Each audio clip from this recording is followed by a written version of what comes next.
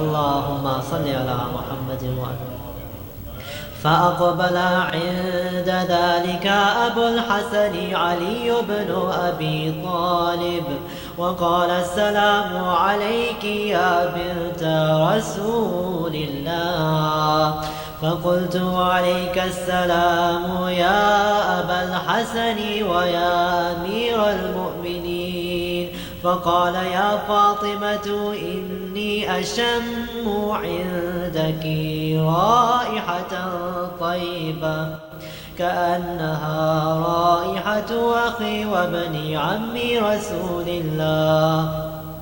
فقلت نعم، ها هو مع ولديك تحت الكساء. فأقبل علي نحو الكساء وقال السلام عليك يا رسول الله، أتأذن لي أن أكون معكم تحت الكساء؟ قال له وعليك السلام يا أخي ويا وصي وخليفتي وصاحب لوائي، قد أذنت لك. فدخل علي تحت الكساء.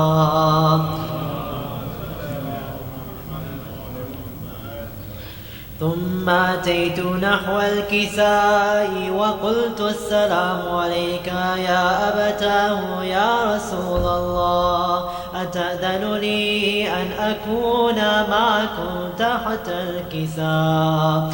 قال وعليك السلام يا بنتي ويا بضعتي، قد أذنت لك. فدخلت تحت الكساء.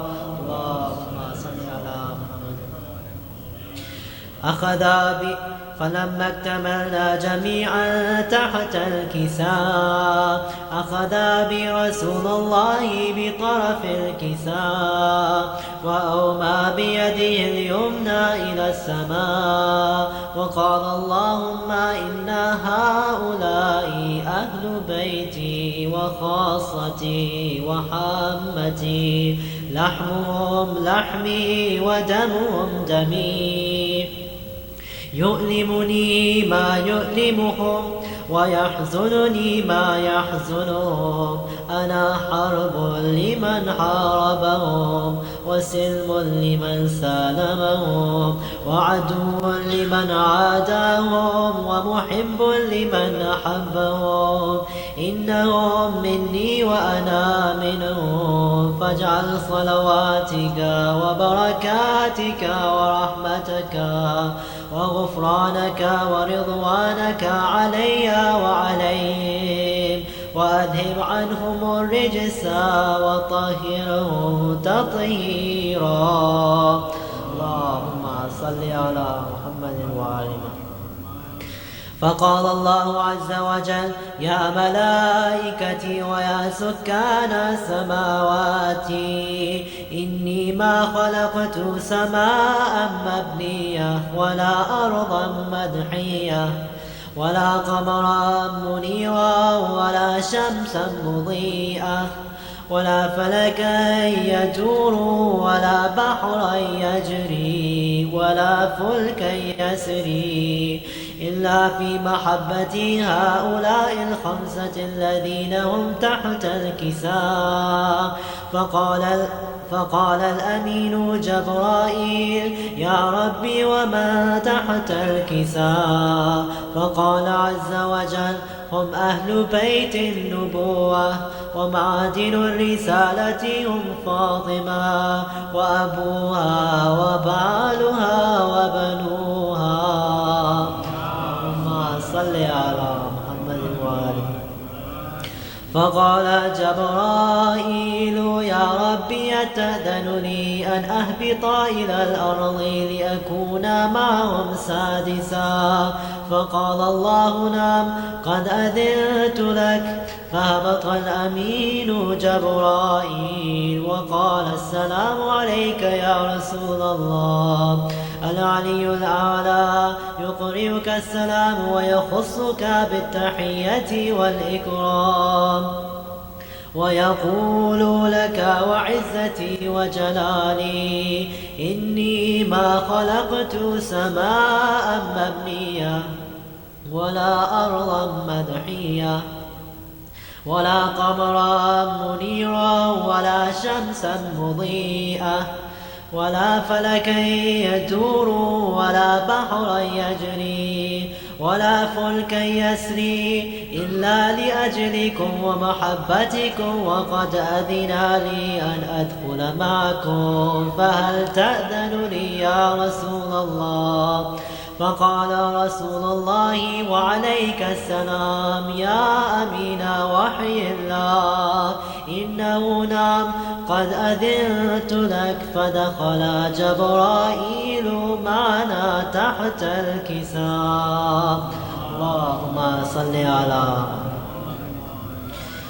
فقال لأبي إن الله قد أوحى إليكم يقول إنما يريد الله ليذهب عنكم الرجس أهل البيت ويطهركم تطهيرا.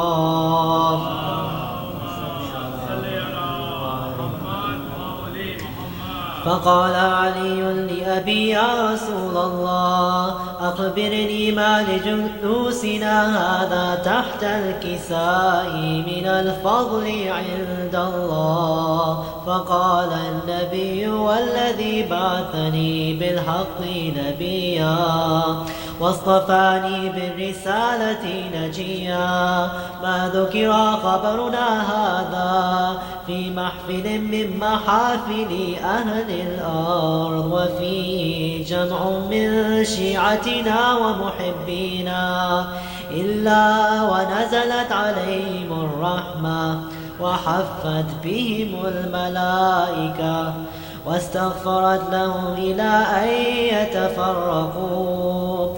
فقال علي إذا والله فزنا وفاز شيعتنا ورب الكعبة. صل على محمد وآل محمد. فقال النبي ثانيا يا علي والذي بعثني بالحق نبيا واصطفاني بالرسالة نجيا ما ذكر خبرنا هذا في محفل من محافل أهل الأرض وفيه جمع من شيعتنا ومحبينا وفيهم مهموم إلا وفرج الله همه ولا مغموم إلا وكشف الله غمه ولا طالب حاجة إلا وقضى الله حاجته. فقال علي إذا والله فزنا وسعدنا وكذلك شيعتنا فازوا وسعدوا في الدنيا والآخرة ورب الكعبة. اللهم صل على محمد. जज़ाकल्लाह निहाल नक़वी। और अब मैं ज़हमत दूंगा असद अस्फ़हानी को सलाम पेश करेंगे। असद अस्फ़हानी।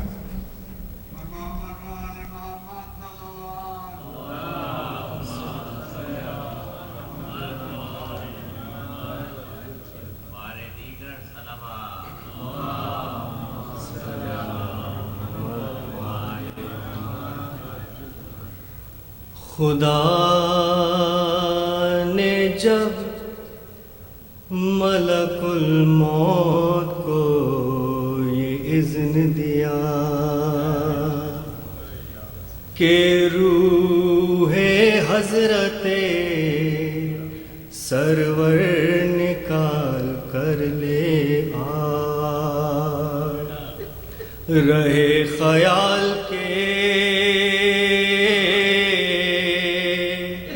शब्बीर को न हो ईज़ा।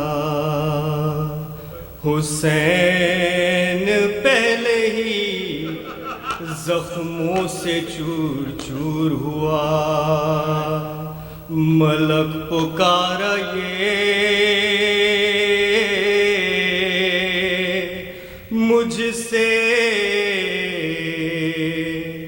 نہ ہو سکے گا خدا،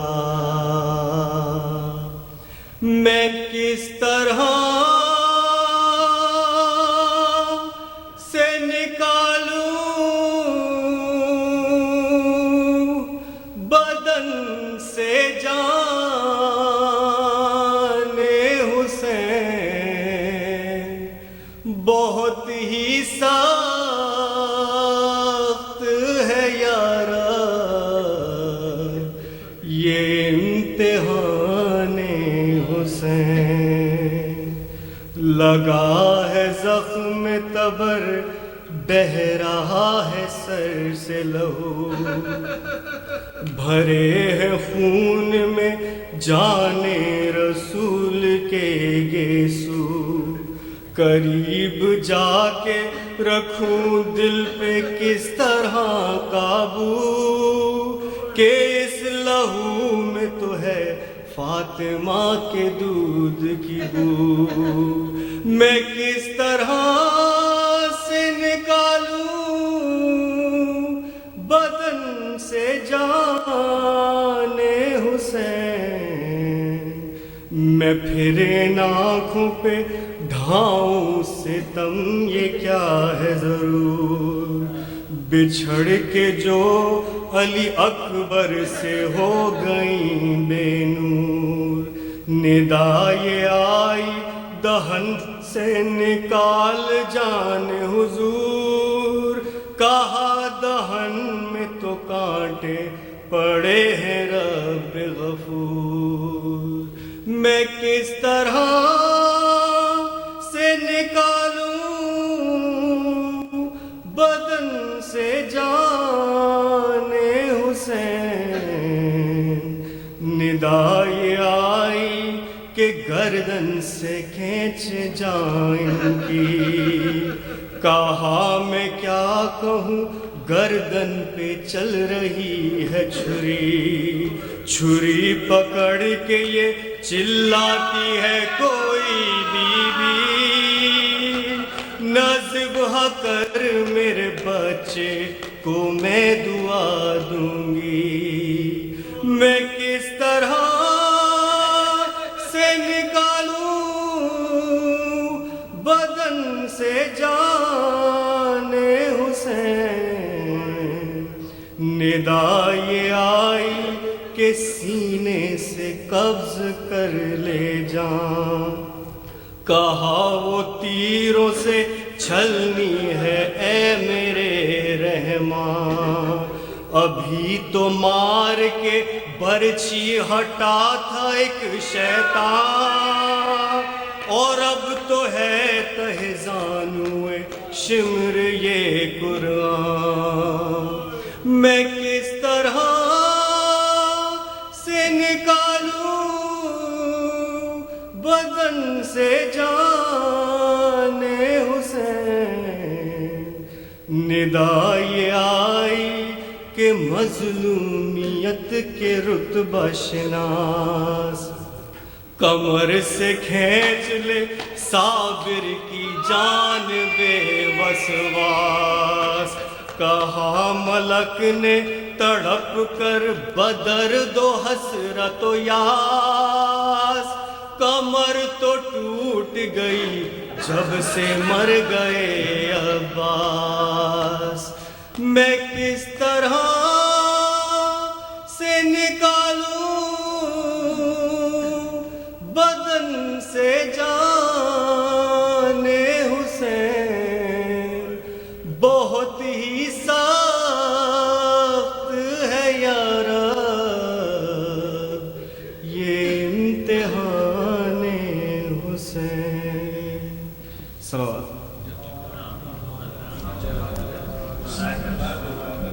سکھ بابا سے بلند سلوات۔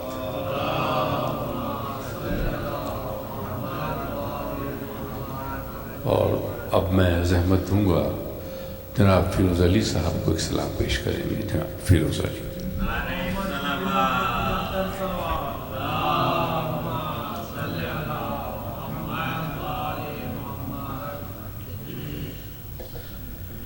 دیگر صلوات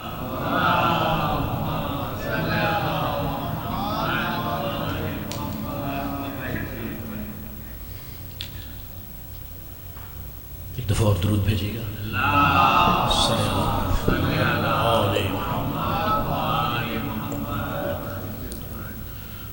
تین شعر فضائل کے اور تین مسائل کے. پھر اجازت چاہوں گا آپ سے ایک دفعہ مل کر بلند تر صلوات.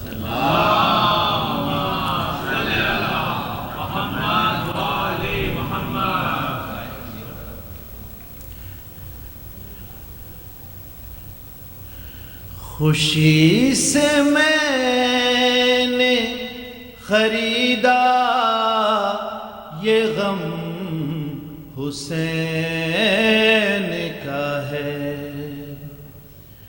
خوشی سے میں نے خریدا یہ غم حسین کا ہے.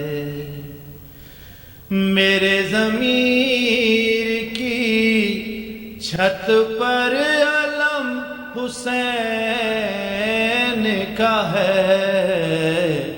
خوشی سے میں نے خریدا یہ غم حسین کا ہے.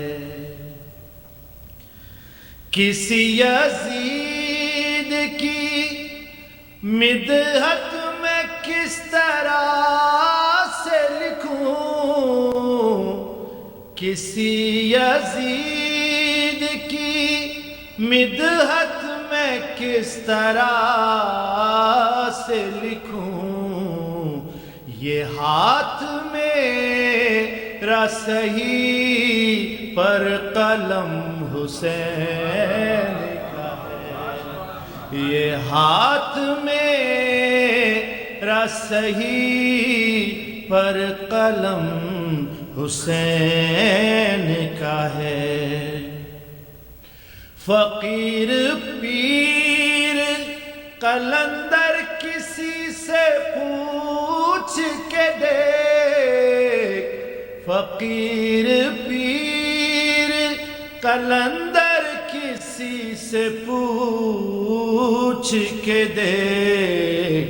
یہ دم درود میں سارا ہی دم حسین کا ہے.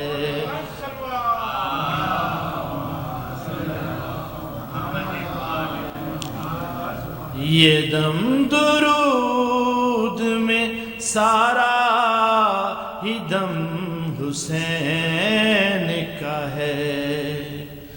کوئی تو مفتی و ملا کو یہ خبر کر دے. کوئی تو مفتی و ملا کو یہ خبر کر دے. نماز پڑھتے ہو یہ بھی کرم حسین کا ہے. نماز پڑھتے ہو یہ بھی کرم حسین کا ہے. خوشی سے میں نے خریدا یہ غم حسین کا ہے. درود بھیجیے گا.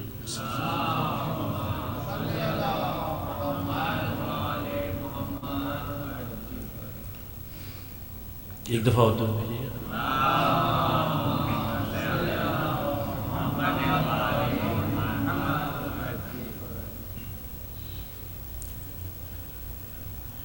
یوں عالم غربت میں یا رب نہ لٹے کوئی. یوں عالم غربت میں یا رب نہ لٹے کوئی. دریا کے قریب آ کر پیاسا نہ رہے کوئی. یوں عالم غربت میں یہ کہہ کے گری زینب شبیر کے کے لاش پر یہ کہہ کے گری زینب شبیر کے لاش پر بے گور و کفن لاشا یا رب نہ رہے کوئی بے گور و کفن لاشا یا رب نہ رہے کوئی یوں عالم غربت میں بازار میں کوفے کے زینب نے دعا مانگی بازار میں کوفے کے زینب نے دعا مانگی یوں پردہ نشین یا رب در در نہ پھرے کوئی یوں پردہ نشین یا رب در در نہ پھرے کوئی یوں عالم غربت میں اکبر کی جوانی پر خود روئی جوانی بھی اکبر کی جوانی پر خود روئی جوانی بھی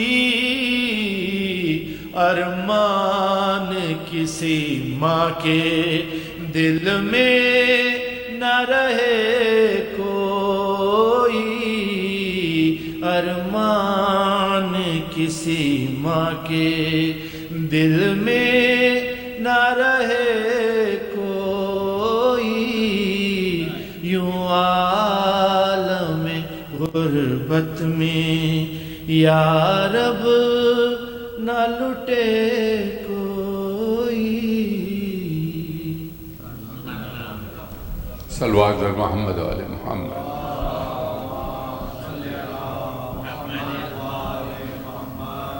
اور اب زین زیدی اور برادران مرثیہ خوانی کریں گے. زین زیدی اور برادران.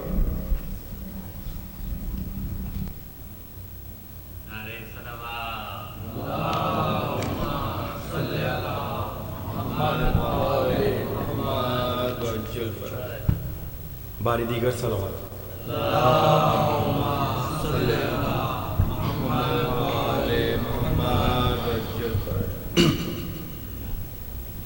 باری دیگر صلوات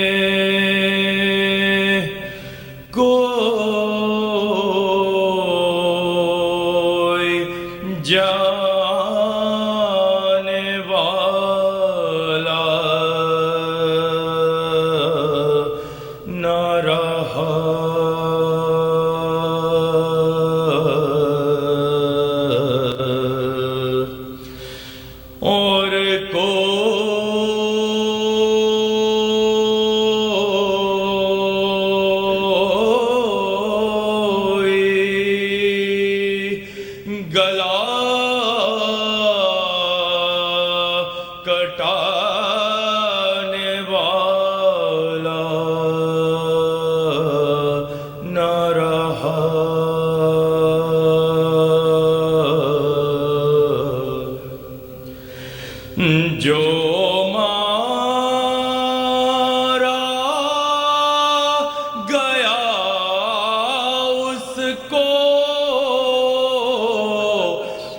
اٹھا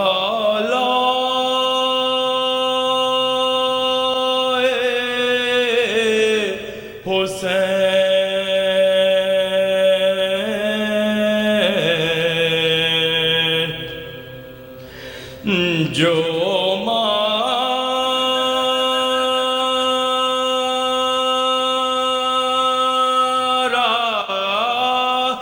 گیا اس کو اٹھا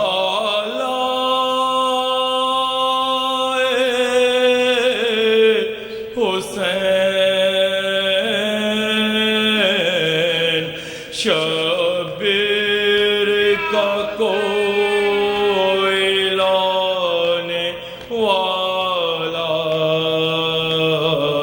نہ رہا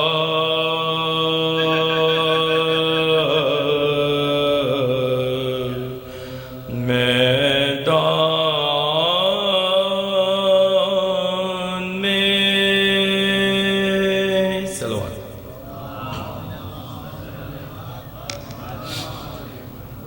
سورہ فاتحہ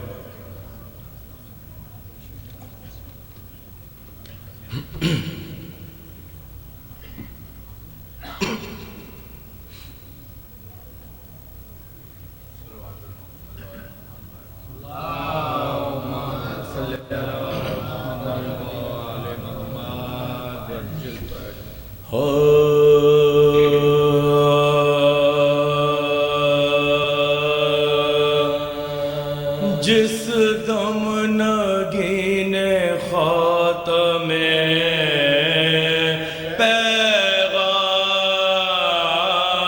پیغمبراں گرا رونق اٹھی زمین سے امام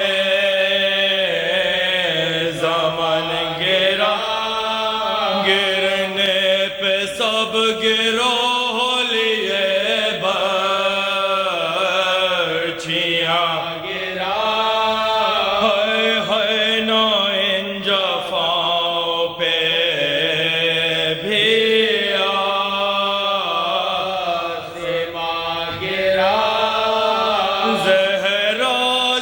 پوچھئے یہ قلق نور عین کا تپنا زمین کا اور تڑپنا حسین کا تپنا زمین کا اور تڑپنا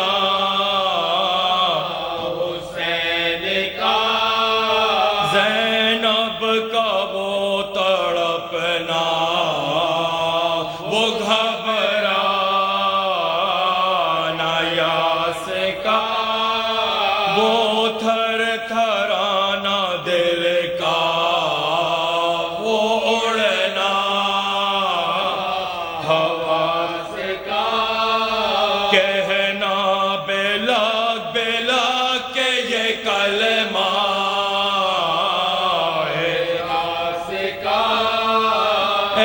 شمر واسطہ علی اصغر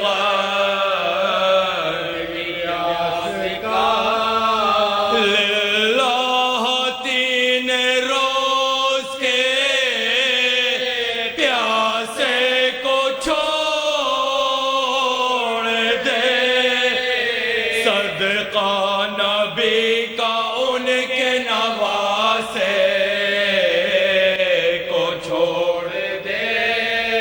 صدقہ نبی کا ان کے نواسے کو چھوڑ دے تھم جا خدا کو مان حبیب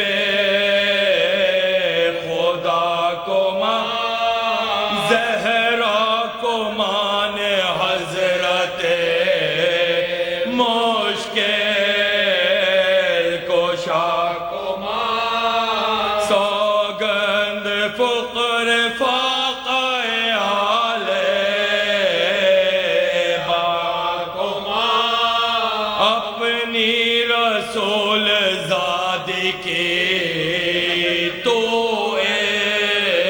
التجا کو ماں سارے بزرگ مر گئے مجھ بد نصیب کے میرا کوئی نہیں ہے سوائے غریب کے میرا کوئی نہیں ہے سوائے غریب کے اے شمر میں گلے سے لگا لوں تو ذبح بھائی سے مل کے خیمے میں جالوں تو ذبح کچھ درد اپنے دل کا سنا لوں تو ذبح سید کو قبلہ رو میں لٹا لوں تو ذبح پانی تو بھوکے پیاسے کو اے بدخصال دے ہے وقت ذبح آنکھوں پہ کپڑا تو ڈال دے ہے وقت ذبح آنکھوں پہ کپڑا تو ڈال دے اے شمر تجھ کو خالق اکبر کا واسطہ اے شمر تجھ کو روح ہے پیامبر کا واسطہ اے شمر تجھ کو حیدر صفدر کا واسطہ اے شمر تجھ کو نن سے اصغر کا واسطہ اللہ کرنا ذبح شاہ مشرقین کو میں بھی کہ مانگتی ہوں مجھے دے حسین کو میں بھیک مانگتی ہوں مجھے دے حسین کو یہ کہتے کہتے سست ہوئی دام الٹ گیا سر پیٹیے رہ گئی سر شیخ کا کٹ گیا یوں لاش پہ گری کے جگر سا کا پھٹ گیا باہیں گلے میں ڈال کے لاشا لپٹ گیا ماں کی طرح تھی عاشق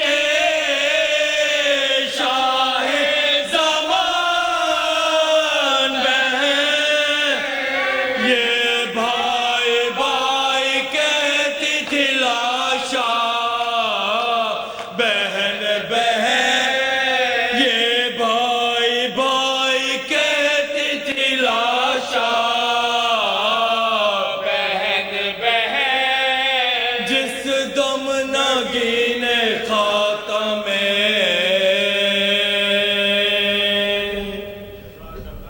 جزاک اللہ صلوات پر محمد و آل محمد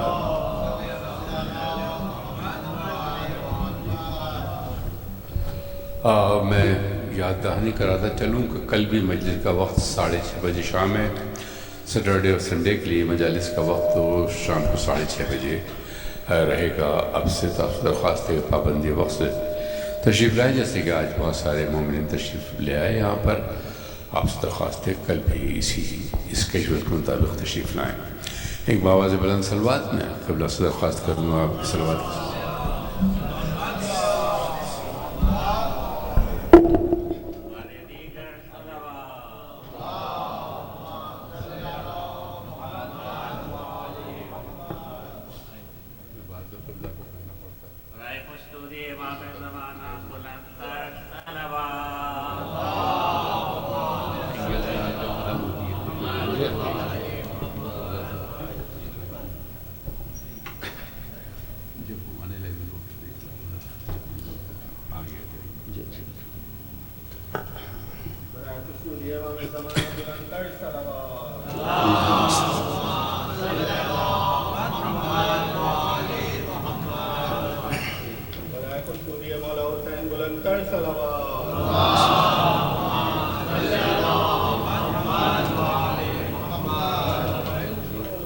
فاتحہ.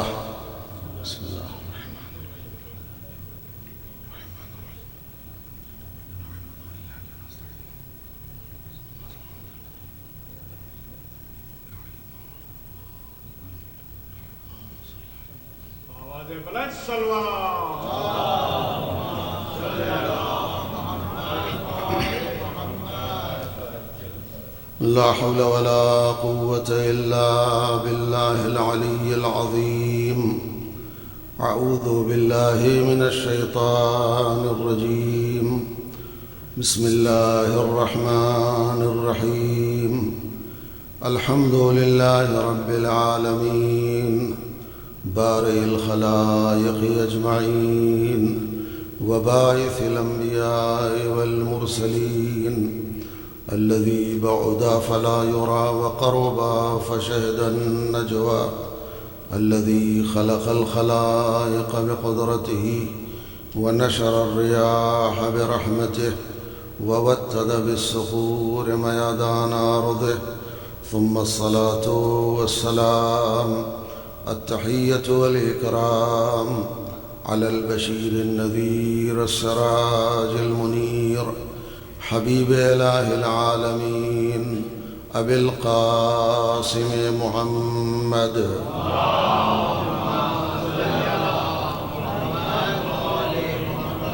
وعلى آله الأطيبين الأطهرين الأنجبين الذين أذهب الله عنهم الرجس وطهرهم تطهيرا.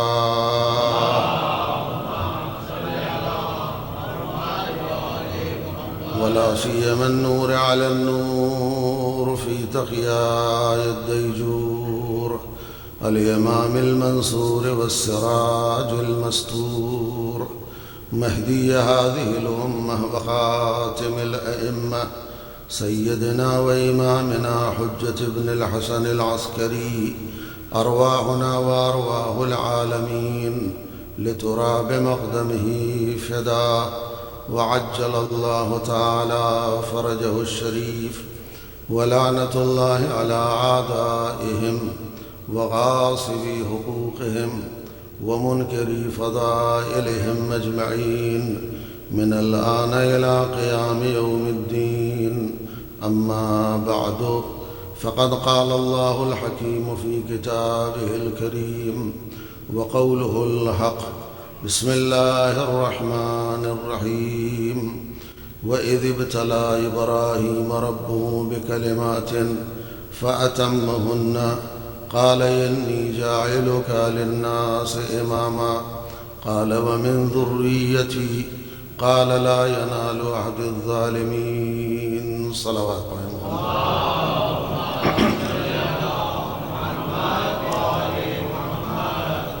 خداوند عالم ہم سے اس عزاداری ان مجلسوں کو قبول فرمائے. پروردگار ان مجلسوں کو، ان سینہ زنی نوحر و ماتم کو ہم سب کی نجات اور بخشش کا ذریعہ قرار دے. ان ایام میں زیادہ سے زیادہ امام حسین پر آنسو بہانے کی سعادت نصیب فرمائے. خدا ہمارے زمانے کے امام کو ہم ایک ایک سے راضی و خوشنود فرمائے. پروردگار تجھے واسطہ ہے محمد و آل محمد کی اس دنیا میں اہل بیت کی زیارت و آخرت میں ان کی شفاعت نصیب فرما. آپ حضرات اپنی سلامتی کے لیے اور اپنی دعاؤں کی قبولیت اور امام کی سلامتی اور حضرت کے ظہور کے لیے بلند ترین صلوات پڑھنا۔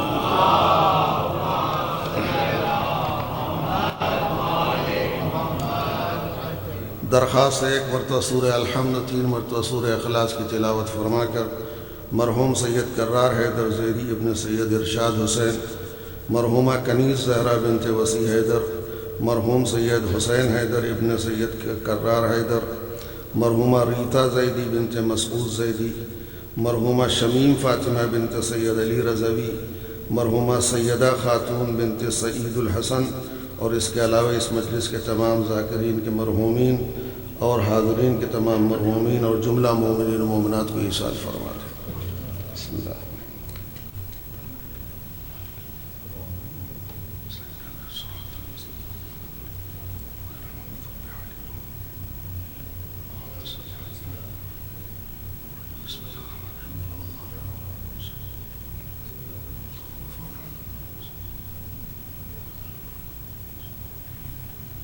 آوازیں بلند سلوات۔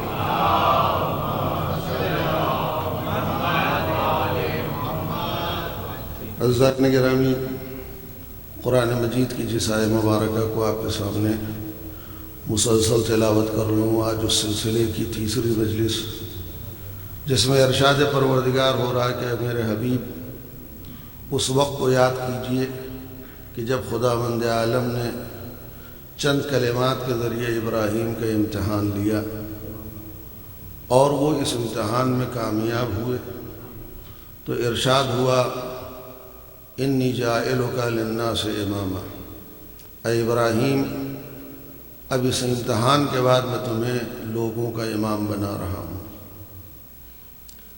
جیسے ہی امامت کا منصب ملا، جناب ابراہیم نے سوال کیا ومن ذریتی، پروردگار یہ امامت کا منصب و عہدہ میری نسل میں میری ذریت میں رہے گا، تو ارشاد پروردگار ہوا لا ینال عہد الظالمین، یہ میرا منصب، یہ میرا عہدہ ظالموں تک نہیں پہنچے گا۔ امام کی ضرورت کیوں ہے؟ ہمارا فرقہ جو امامیہ کہلاتا ہے اور اماموں کی امامت کا قائل ہے، اس کی وجہ کیا ہے، اسی پہ گفتگو چل رہی تھی۔ امام کی ضرورت کیوں پڑتی ہے، امام کا کام کیا ہوتا ہے؟ کل آپ کی خدمت میں عرض کیا کہ یہ منصب جو امامت کا ملتا ہے یہ امتحان کے بعد ملتا ہے۔ اللہ پہلے امتحان لیتا ہے اور اس امتحان میں جب کامیابی ہوتی ہے تو یہ منصب اللہ عطا کرتا ہے۔ اور امام کا کام ہے دین کی تشریح کرنا، دین کی توضیح کرنا اور دین کی حفاظت کرنا۔ یعنی دوسرے لفظوں میں یوں کہا جائے کہ امام کی ذمہ داری ہے دین کو بتانا اور دین کو بچانا۔ دین کو بچانے کی بات جہاں آتی ہے وہاں اس راہ میں مال کی بھی قربانی دینی پڑتی ہے، جان کی قربانی بھی دینی پڑتی ہے، اولاد کی بھی قربانی دینی پڑتی ہے۔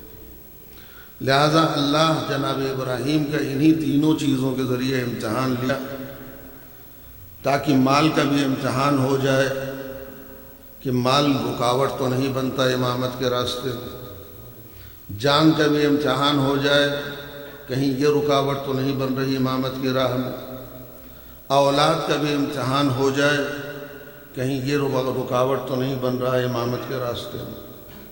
لہذا اللہ نے جب تینوں امتحان لے لیا تو ان کو کہا کہ میں تمہیں امام بنا رہا ہوں۔ ہم نے جو دین لیا ہے وہ ہم نے اماموں سے لیا ہے۔ سورس آف اسلام ہم نے جو بھی لیا ہے مذہب وہ اماموں سے لیا ہے۔ لہذا ہمارے علاوہ جتنے فرقے ہیں وہ اس راستے سے ہٹ کر کے دوسرا راستہ اختیار کیا، اور ہم پر یہ الزام لگاتے ہیں کہ آپ صحابہ سے دین نہیں لیتے، تابعین سے دین نہیں لیتے، آپ صرف اہل بیت کے دروازے پہ جاتے ہیں۔ تو عزیزان گرامی، ہم اماموں سے دین کیوں لیتے ہیں؟ اس لیے لیتے ہیں کہ ہمارے 12 اماموں کی تاریخ آپ اٹھائیے، پوری تاریخ گواہ ہے کہ جتنے امام گزرے ہیں اپنے دور میں، اپنے زمانے میں، علم کا جو مظاہرہ کیا ہے وہ کسی نے نہیں کیا۔ علمی مظاہرہ جتنا اماموں نے کیا ہے وہ کسی نے نہیں کیا ہے۔ دیکھیے، جہاں تک صحابہ کے احترام کا مسئلہ ہے، احترام الگ چیز ہے، دین لینا الگ چیز ہے۔ ہم احترام کے مخالف نہیں ہیں، اگر وہ قاعدے کے تھے تو سراکھوں پر،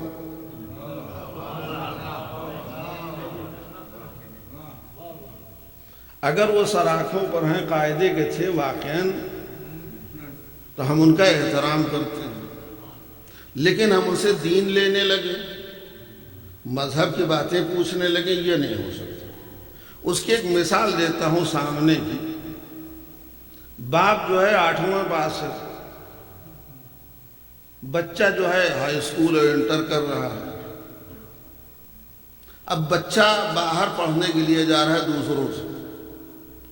اگر کوئی کہے کہ کتنا نالائق بچہ ہے، باپ گھر میں موجود ہے، باپ سے پڑھتا نہیں، باہر پڑھنے کے لیے جا رہا ہے، تو مسئلہ یہ ہے کہ بھیا باپ پڑھانے لائق تو ہو، اس قابل تو ہو کہ وہ پڑھا سکے۔ وہ صرف 8ویں کیا ہے انہوں نے، اور وہ ہائی اسکول اور انٹر یہاں سب جو سبجیکٹ پڑھا سکتے ہیں۔ تو لہٰذا بیٹے پر فرض ہے کہ باپ کا احترام کرے، لیکن پڑھنے کے لیے اس کے پاس جائے گا جو پڑھا سکتا ہے۔ بھئی یہی حال ہمارا ہے، ہم ان کا قاعدے کیا کرتے تو ان کا احترام کریں گے، لیکن پڑھنے جائیں ان سے، دین سیکھنے جائیں، قرآن کی تفسیر مانگنے جائیں، یہ نہیں ہو سکتا۔ اس لیے کہ جو اس قابل ہے ہی نہیں تو ہم کو پڑھائیں گے۔ مسلمانوں نے پیغمبر اسلام کے بعد 3 جنریشن کو اس کو اتنا مقدس بنا دیا کہ جس کے بارے میں زبان کھولنا گناہ ہے۔ وہ 3 جنریشن کون ہیں؟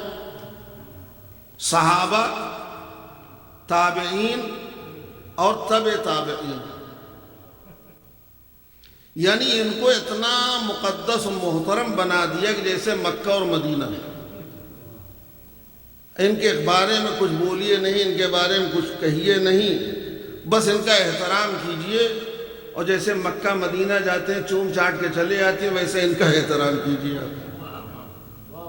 ان کے خلاف زبان نہ آئے آپ۔ اور ان کا نام دیا ہے صدر اول اسلام۔ آپ صدر اول اسلام کا احترام نہیں کرتے، صدر اول اسلام سے نہیں پوچھتے، ارے کیا ہو گیا آپ صدر اول اسلام سے دین نہیں لیتے؟ تو پہلے آپ دیکھیے کہ صدر اول اسلام میں جن لوگوں کو آپ نے شامل کیا ہے ان کی حقیقت کیا ہے۔ 3 طرح کے افراد کو صدر اول اسلام میں شامل کیا، صحابی، تابعی اور تبع تابعی۔ صحابی کی ڈیفینیشن کیا بتائی؟ صحابی ہر اس شخص کو کہتے ہیں جس نے زندگی میں ایک مرتبہ بھی رسول اللہ کی زیارت کی ہو عالم اسلام میں، اور حضور کے پیچھے ایک آدھ نماز پڑھ لی ہو، تو وہ صحابی ہو جائے گا۔ عالم اسلام کی قید لی، عالم اسلام میں جس نے پیغمبر کا چہرہ دیکھا ہو اور حضور کے پیچھے نماز پڑھی ہو، وہ صحابی ہے۔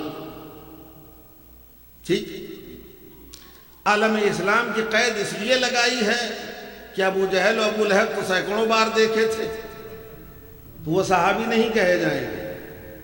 عالم اسلام میں جس نے رسول کا دیدار کر لیا ہو اور حضور کے پیچھے ایک نماز پڑھ لی ہو، تو وہ صحابی ہو جائے گا۔ تابعی اس کو کہتے ہیں جس نے رسول اللہ کو نہیں دیکھا مگر صحابہ کو دیکھا ہے، اور تبع تابعی اس کو کہتے ہیں جس نے نہ رسول کو دیکھا نہ صحابہ کو دیکھا بلکہ تابعین کو دیکھا ہے۔ لہذا ان تینوں کا نام جو دے کر کے ایک دائرہ کھینچا اور ان کو بڑا مقدس و محترم بنایا، یہ صدر اول اسلام ہے، آپ ان سے دین نہیں لیتے، ہم پر یہ زبردستی کا الزام ہے۔ میں آؤں گا بھی عرض کروں گا کہ ہم صحابہ سے بھی دین لیے ہیں، تابعین سے بھی دین لیے ہیں، تبع تابعین سے بھی لیے ہیں۔ ایسا نہیں ہے کہ ہم صحابہ سے دین نہیں لیے ہیں، تابعین و تبع تابعین سے دین نہیں لیے ہیں۔ مسئلہ یہ ہے کہ جن کو آپ صدر اول اسلام کہتے ہیں ان کی حقیقت کیا تھی؟ یہی صدر اول اسلام تھا جس زمانے میں فاطمہ اپنا حق مانگنے گئی تھی، اسی صدر اول اسلام میں علی کے گلے میں رسی کا پھندا ڈالا گیا، اسی صدر اول اسلام میں لوگ علی کے سے لڑنے کے لیے نکلے، اسی صدر اول اسلام میں امام حسن کو زہر دیا گیا، اسی صدر اول اسلام میں رسول کا نواسہ کربلا میں مارا گیا۔ یہ سب صدر اول اسلامی ہیں، ان میں صحابہ بھی شامل ہیں، تابعین بھی شامل ہیں، تبع تابعین بھی شامل ہیں، قاری بھی شامل ہیں، حافظ بھی شامل ہیں، محدث بھی شامل ہیں، سب شامل ہیں۔ عزیزان گرامی، صدر اول اسلام کی افراد جن کے دامن پر خون حسین کا دھبا ہے، ان سے ہم دین لیں، یہ نہیں ہو سکتا۔ ان سے ہم دین نہیں لے سکتے۔ اب آئیے، ہمارا پورا مذہب، شیعہ مذہب جتنا ہے، ہم نے صحابہ سے لیا، تابعین سے لیا، تبع تابعین سے لیا۔ وہ کیوں؟ ہمارے 12 اماموں میں سے 3 امام صحابی ہیں۔ ہمارے 12 اماموں میں سے 3 امام صحابی ہیں۔ صحابی کی تعریف کیا ہے؟ جس نے رسول اللہ کو دیکھا ہو، نماز پڑھی ہو۔ یہاں دیکھنا اور نماز پڑھنا تو دور، نماز کی حالت پہ پشت رسالت پہ آئے ہیں یہ۔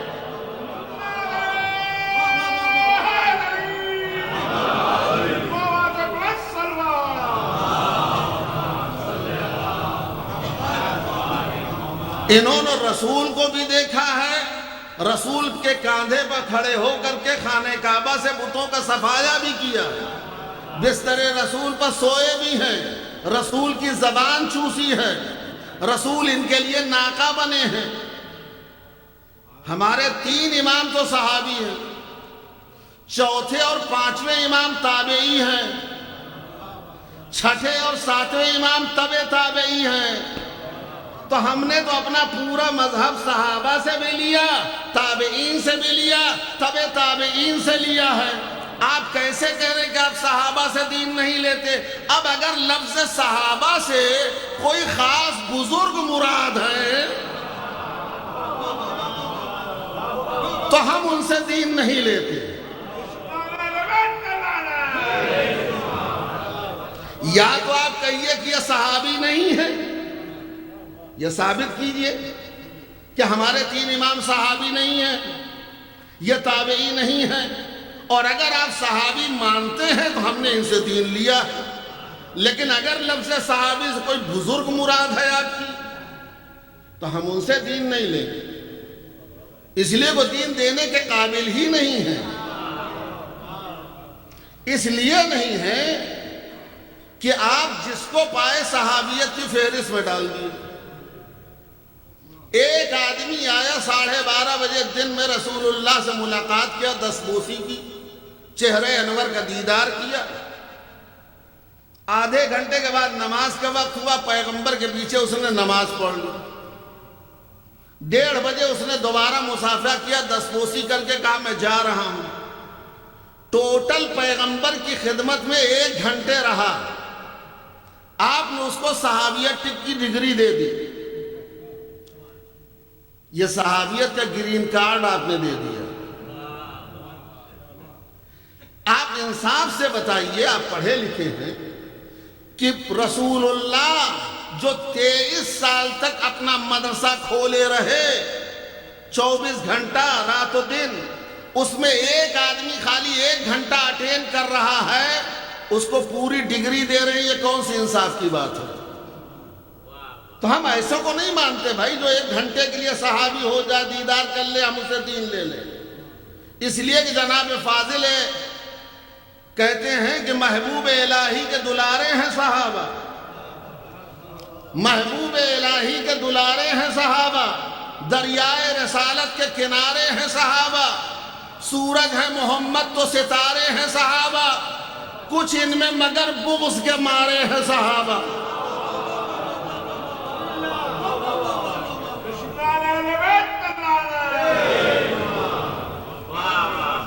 محبوب الہی کے دلارے ہیں صحابہ، دریائے رسالت کے کنارے ہیں صحابہ، سورج ہے محمد تو ستارے ہیں صحابہ، کچھ ان میں مگر بغض کے مارے ہیں صحابہ۔ ہر پھول حقیقت میں گلابی نہیں ہوتا، جو شخص منافق ہو صحابی۔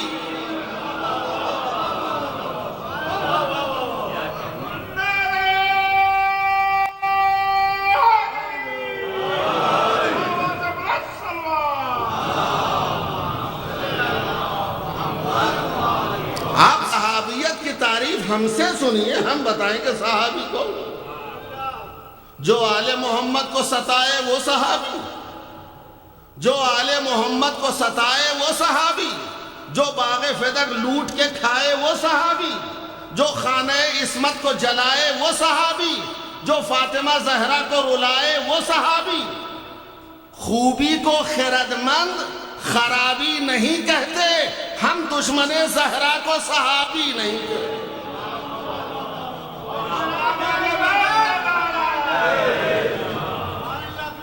تو اگر آپ کی مراد صحابہ سے کوئی اور ہے تو ہم ان سے دین تو لینے والے نہیں، ہم اہل بیت سے دین لیتے ہیں، اماموں سے دین لے رہے ہیں۔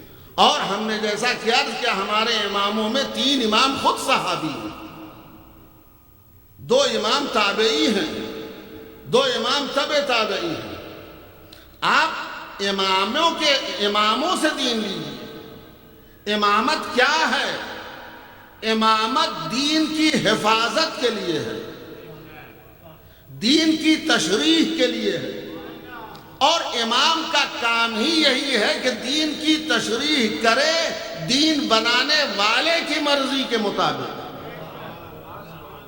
یہ الہی عہدہ ہے عزیزان گرامی، الہی عہدے 5 ہیں، 5 الہی عہدے ہیں، اس کو سنیے غور سے۔ رسالت، نبوت، خلافت، امامت، ولایت، یہ 5 الہی عہدے ہیں۔ جو منصب رسالت پہ فائز ہو اسے کہتے ہیں رسول، جو منصب نبوت پہ فائز ہو اسے کہتے ہیں نبی، جو منصب خلافت پہ فائز ہو اسے کہتے ہیں خلیفہ، جو منصب امامت پہ فائز ہو اسے کہتے ہیں امام، جو منصب ولایت پہ فائل ہو اسے کہتے ہیں ولی۔ اب آئیے ایک ایک کی تشریح کرتا ہوں۔ رسالت کے منصب پہ جو فائز ہے اسے رسول کہتے ہیں۔ رسول کا معنی، اگر آپ کسی کو اپنا نمائندہ بنا کے کہیں بھیج رہے ہیں تو وہ آپ کا رسول کہا جائے گا۔ یعنی اللہ اگر کسی کو اپنا نمائندہ بنا کر کے دنیائے انسانیت کی ہدایت کے لیے بھیجے تو وہ رسول، رسول یعنی بھیجا ہوا۔ اب آئیے نبی، جو منصب نبوت پہ ہے، نبی بنا ہے نبا سے۔ نبا کے معنی خبر، میسج، نیوز۔ نبی یعنی جو وہاں کی خبر یہاں دے، وہاں کی خبر یہاں پہنچائے، اسے نبی کہتے ہیں۔ اب آئیے خلیفہ، خلافت۔ خلافت یعنی جانشین، خلیفہ یعنی جانشین، یعنی رسول کا جو جانشین ہو اسے خلیفہ کہتے ہیں۔ خلیفہ قرآنی اصطلاح میں معنی کیجئے گا، ورنہ یہ لفظ ہمارے قوم میں بدنام ہو چکا ہے۔ خلیفہ جو قرآن کے معنی میں استعمال ہوا جناب آدم کے لیے، جناب داؤد کے لیے، اس معنی میں یعنی کسی کا جانشین، جگہ پہ بیٹھنے والا، اسے خلیفہ کہتے ہیں۔ اس کے بعد چوتھا منصب ہے امامت کا۔ امامت کے منصب پہ جو فائز ہوتا ہے اسے کہتے ہیں امام۔ امام کے معنی ہوتے ہیں پیشوا، رہبری کرنے والا. آخری منصب ہے ولایت. دیکھیں یہ 4 منصب جتنے جو ہیں اس سے پہلے ولایت سے پہلے والے، یہ چاروں منصب الگ ہیں. آخری منصب ہے ولایت کا، اور ولایت تمام منصبوں سے اونچا منصب ہے. یہ 5 منصب اللہ سب کو نہیں دیتا، معصوموں کو دیتا ہے. ٹھیک. اب ولایت ولی کسے کہتے ہیں؟ اس لیے کہ ان 5 منصبوں میں سے 4 منصب ایسے ہیں جو اللہ کے لیے نہیں بولا جا سکتا. اللہ کو رسول نہیں کہہ سکتے، اللہ کو نبی نہیں کہہ سکتے، اللہ کو خلیفہ نہیں کہہ سکتے، اللہ کو امام نہیں کہہ سکتے. لیکن یہ 5واں منصب جو ہے یہ اللہ کے لیے بولا جا سکتا ہے. اس لیے کہ قرآن نے خود کہا ہے، ولی کہتے ہیں اسے. ولایت کا مطلب یہ ہے جو ہمارے نفسوں پر ہم سے زیادہ حق کے تصرف رکھ کے، اسے کہتے ہیں ولی. اور اللہ نے قرآن میں کیا فرمایا؟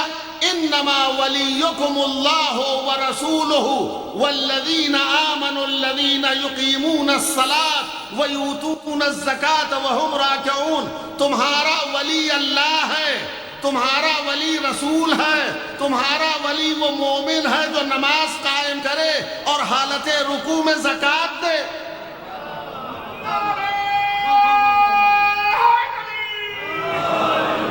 اور تمام مفسرین اس بات کے قائل ہیں کہ حالت رکوع میں زکوٰۃ دینے والی ذات کا نام ہے علی ابن ابی طالب. تو یہ لفظ ولی جو ہے اللہ کے لیے بھی بولا جاتا ہے، رسول کے لیے بھی بولا جاتا ہے، اور اماموں کے لیے بولا جاتا ہے. لفظ بدل کے کہوں، اللہ ولی ہے، رسول ولی ہے، علی ولی ہے.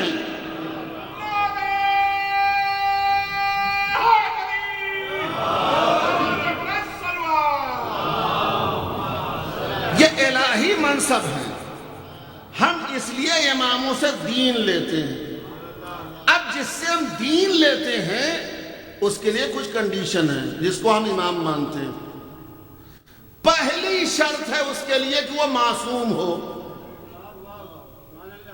غیر معصوم سے ہم کچھ نہیں لیں گے. امام جو ہوگا جس سے ہم دین لیں گے وہ معصوم ہونا چاہیے. اور معصوم کی حد کیا ہے؟ عصمت کی تعریف کیا ہے؟ من المہد الی اللحد.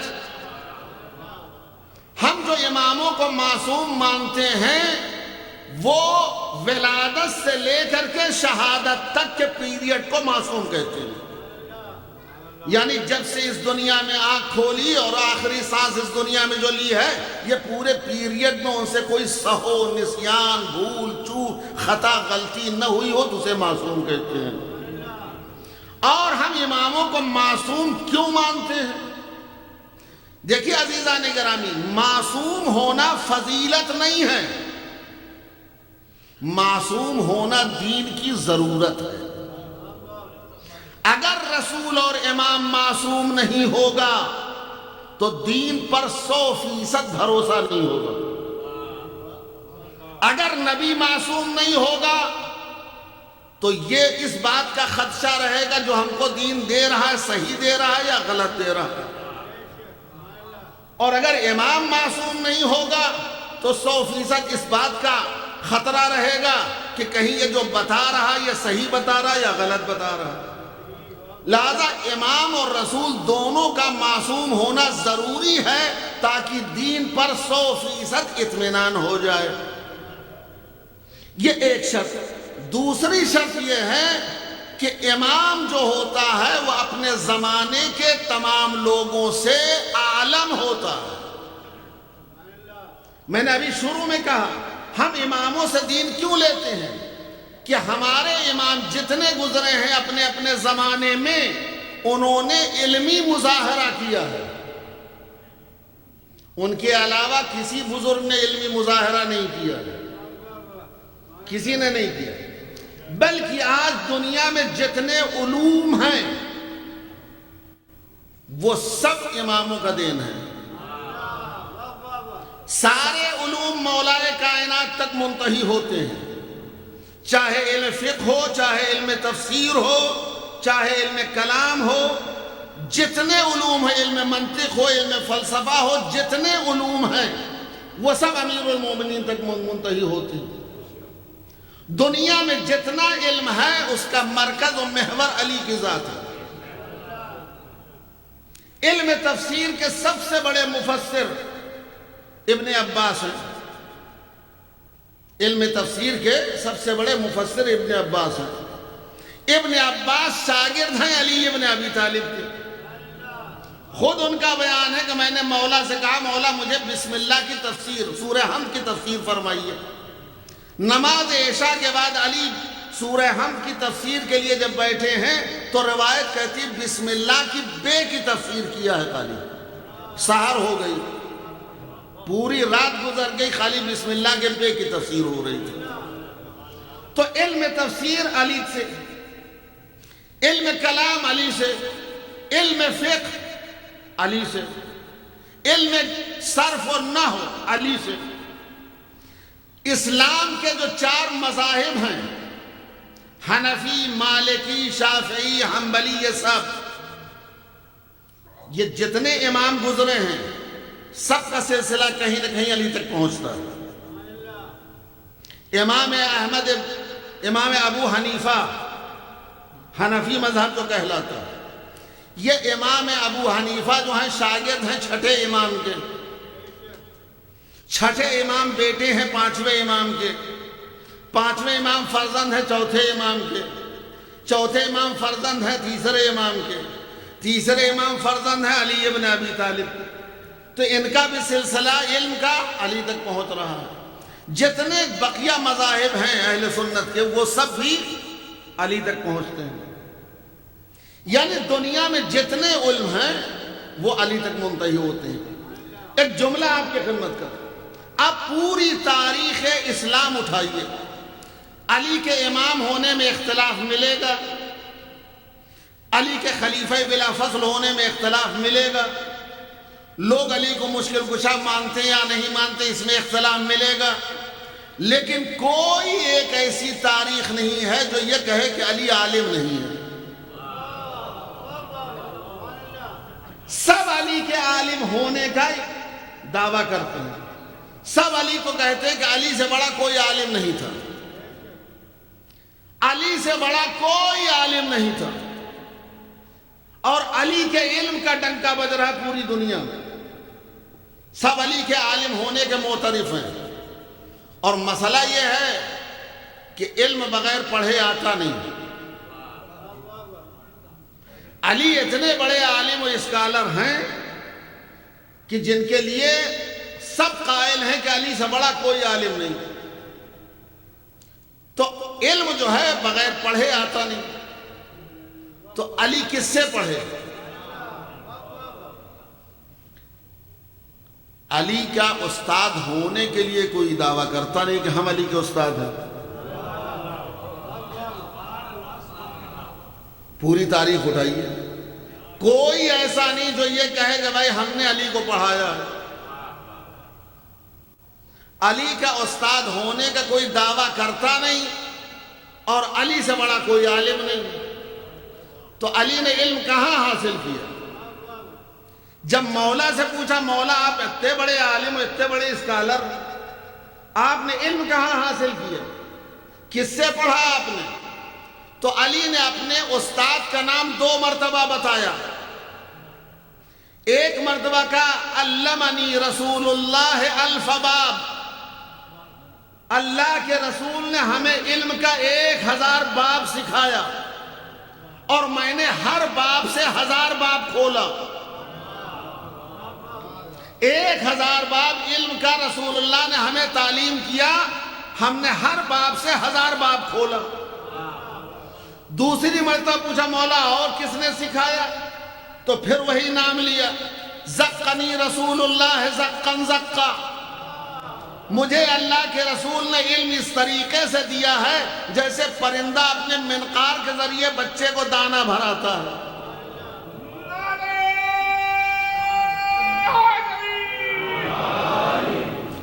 علی نے اپنے استاد کا اعلان کیا. دنیا میں کوئی نہیں ہے جو علی کا استاد ہونے کا اعلان کرے کہ ہم نے اس علی کو پڑھایا. ورنہ عرب جو فخر و مباحات کرنے میں ماہر تھے وہ آخر میں آ کر کے کہتے ضرور ہاں علی اتنے بڑے عالم تو ہیں لیکن ہم نے بچپن میں بسم اللہ ہم نے کروائی تھی, ہم نے پڑھایا تھا. کوئی استاد ہونے کا دعویٰ کرتا نہیں. اور علی جو ہے اپنے استاد کا 2 مرتبہ نام بتاتے ہیں کہ ہم کو اللہ کے رسول نے پڑھایا. بھائی رسول اللہ نے علی کو اتنا علم دیا کہ علی کے علم کا ڈنکا بج رہا ہے, اور امت کہہ رہی خود رسول بن پڑھے لکھے تھے, بغیر پڑھے لکھے تھے, رسول امی تھے. بھئی یہ کیسا رسول ہے جو اتنا پڑھا لکھا نہیں ہے, جو امی ہے, اور اس نے علی کو اتنا پڑھا دیا کہ جس کے علم کا ڈنکا بج رہا ہے. خود مولا کائنات نے اپنے علم کا اظہار فرمایا. نہج البلاغہ اٹھائیے, مولا فرماتے واللہ خدا کی قسم لو سنیت لی الوسادہ, اگر میرے لیے مسند قضاوت بچھا دی جائے, فجلست علیہا, اور میں اس پر بیٹھ جاؤں, لأحکمت بین اہل التورات بتوراتہم وبین اہل الانجیل بانجیلہم وبین اہل الزبور بزبورہم وبین اہل الفرقان بفرقانہم. خدا کی قسم اگر میں مسند قضاوت پہ بیٹھ جاؤں تو توریت والوں کا فیصلہ توریت سے کروں گا, انجیل والوں کا فیصلہ انجیل سے کروں گا, زبور والوں کا فیصلہ زبور سے کروں گا, قرآن والوں کا فیصلہ قرآن سے کروں گا.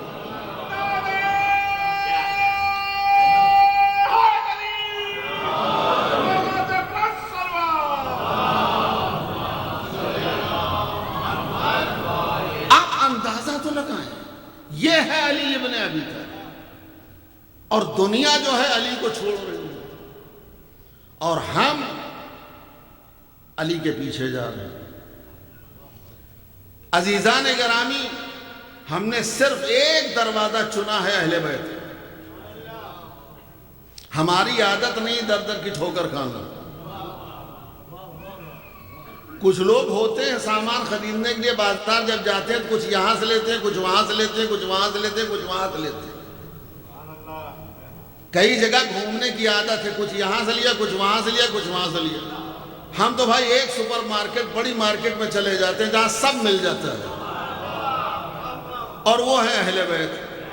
دنیا چاہیے یہاں مل جائے گی, آخرت چاہیے یہاں مل جائے گی, اخلاق چاہیے یہاں مل جائے گا, علم چاہیے یہاں مل جائے گا, جو چاہتے ہیں آپ کو یہاں مل جائے گا. ہم ان کے دروازے پہ آتے ہیں. اب دنیا ہم سے کہتی ہے آپ انہی کو پکارتے ہیں, انہی کے پاس جاتے ہیں, اور کسی کے پاس جاتے نہیں. بھیا علی جیسا کوئی مثال دے دو, پیش کرو, علی جیسا کوئی ہو تو ہم اس کے پاس بھی جائیں گے. اور ہم ظاہر سے بات ہے علی کے علاوہ کسی اور دروازے پر نہیں جاتے. اب اس میں اگر ہم موت بھی آ جائے تو تیار ہیں مرنے کے. اور یہی وجہ ہے کہ پوری دنیا ہماری دشمن ہوئی ہے اسی لیے کہ ہم اہل علی سے محبت کرتے ہیں. اور یاد رکھیں عزیزان گرامی, جو علی کا ماننے والا ہوتا وہ کبھی موت سے گھبراتا نہیں ہے. اس لیے کہ جناب رضا صاحب نے بڑے عمدہ بسرے کہے ہیں کہ علی والوں کا مرنا بھی کوئی مرنے میں مرنا ہے. علی والوں کا مرنا بھی کوئی مرنے میں مرنا ہے. چلے اپنے مکان سے اور علی کے در پر جا بیٹھے.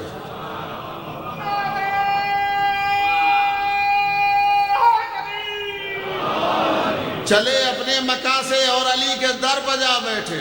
ادھر سب نے کیا رخصت, ادھر آئے علی لینے. جنازہ جب نکلا ادھر سب نے کیا رخصت, ادھر آئے علی لینے. یہاں سب رو رہے ہیں, ہم وہاں محفل سجا بیٹھے.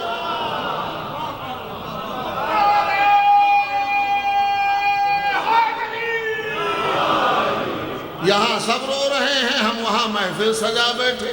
ابھی میں قبر میں لیٹا ہی تھا, ایک نور سا پھیلا. ابھی میں قبر میں لیٹا ہی تھا, ایک نور سا پھیلا. میری بالی پا کر خود علی مرتضیٰ بیٹھے. ادب کے ساتھ میں نے سر رکھا مولا کے قدموں پر، کہا اٹھو سناؤ بوذر و سلمہ بھی آ بیٹھے، کہا اٹھو سناؤ بوذر و سلمہ بھی آ بیٹھے، علم عباس کا آیا زیارت کو ملک اٹھے، علم کے سائے میں جتنے تھے ماتمدار آ بیٹھے، علی کے ذکر کی محفل سجی شہر خاموشہ میں، علی کے ذکر کی محفل سجی شہر خاموشہ میں، تھے جتنے باوفا وہ سب کے سب محفل میں آ بیٹھے، اور صدارت کے لیے تشریف لے آئے ابو طالب، صدارت کے لیے تشریف لے آئے ابو طالب، چچا کے پاس جا کر خود محمد مصطفیٰ بیٹھے،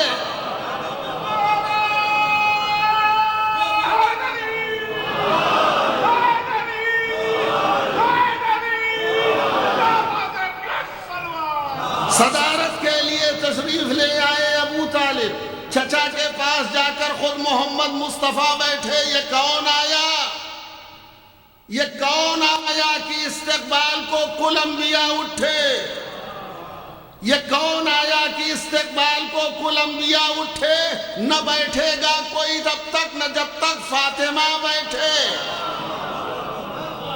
نہ بیٹھے گا کوئی تب تک نہ جب تک فاطمہ بیٹھے، نظامت کے لیے مولا نے خود میسم کو بلوایا، نظامت کے لیے مولا نے خود میسم کو بلوایا، وہ لہجہ تھا کہ سب دانتوں تلے انگلی دبا بیٹھے، وہ لہجہ تھا کہ سب دانتوں تلے انگلی دبا بیٹھے، علی والوں کے نعروں نے رضا ایسا سما باندھا کہ خود مولا بھی اپنے نام کا نعرہ لگا بیٹھے،